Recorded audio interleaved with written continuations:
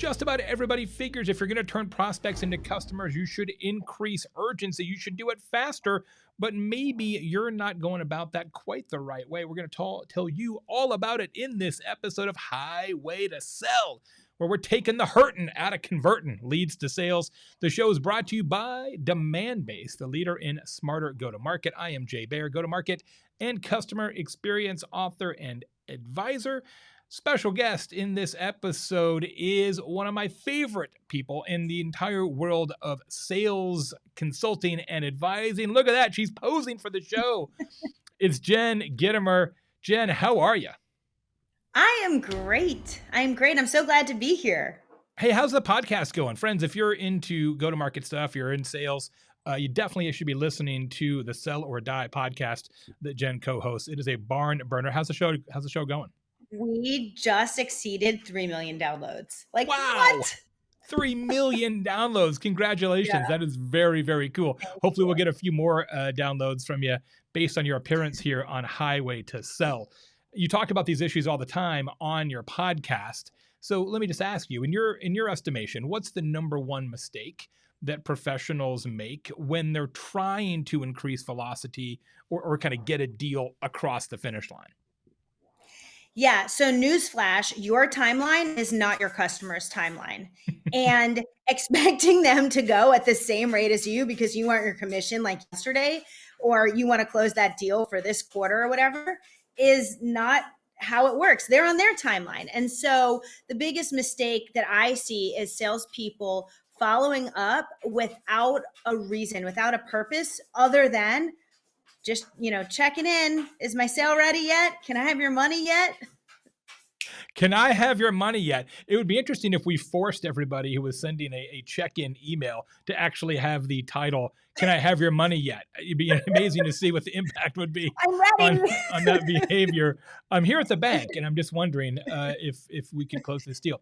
As you know, yeah, I see salespeople following up, and a lot of them are doing a really good job of following up, but they're following up without value, and they're following up literally because they want the sale, but that's it. Like, they're not thinking about the long-termness. So the show's called Highway to Sell, as you know. How do we fix that? If they're not thinking about the arc of the relationship, or they're making this assumption that the customer's on the same sort of level of urgency, how do we fix that? Like, what advice do you have for salespeople? Yeah, you just said the key word. You just said the key word, and that is relationship. It's not a transaction, okay? Stop thinking about this. I need to get the sale. I'm like speeding to get the sale in a New York minute. I love fast. Believe me, I'm from New York. I get it. I want things yesterday, every day. But you have to think about what is the long-term relationship with this customer, because when you do that, you actually begin to act within their best interest, because now you're thinking about them. You stop making it about you and start making it about them. And how do you make it about them? You think about, what are their needs? What would be their urgency? Why do they care about closing it right now? It's not about why you care about closing it, but why do they care? Yeah. How do you uncover those needs? Ask questions, right? And really get into their footprint of what is best for them long-term, so that you can build out that relationship. I really like that idea about genuinely just figuring out, well, what would be the benefit to the customer if this deal closed faster? And put that on the table. Be like, okay, you understand that these are the beneficial outcomes if we do this faster rather than slower, so that they are coming at it from the same side that you are. I think that's a really interesting approach that we haven't talked about here on Highway to Sell.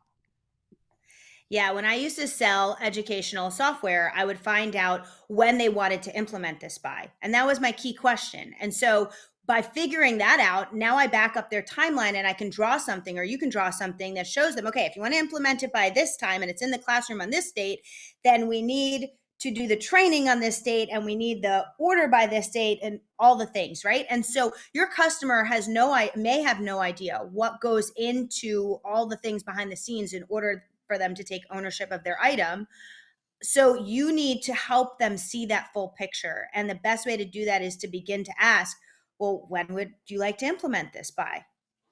An amazing question, right? That gets overlooked. When would you like to implement this by? And then work backwards to increase urgency to get the deal over the line. Amazing advice, Jen. Where can people get the podcast? Sell or Die? And by the way, when you ask that question, you're assuming the sale. Just little Yeah, tidbit. well done. Well done. Yeah. So go to sellerdiepodcast.com. You can get our podcast there, or go to my Instagram, Jen Gitomer, just my name. Fantastic, Jen. Thank you so much. Spectacular advice. I really, really like this episode about just saying, hey, let's figure out the date and then work backwards. Thanks so much for being here. Really appreciate it. Always good to see you. A pleasure. Don't forget, friends, if there's a sales goal you need to exceed, the best way to do it is to increase your speed. Tune into the next episode of Highway to Sell for more great tips. And do me a favor, won't you? Tell your friends and your colleagues about the show. Until next time, I am Jay Bear for my friends at Demandbase. Thanks for watching.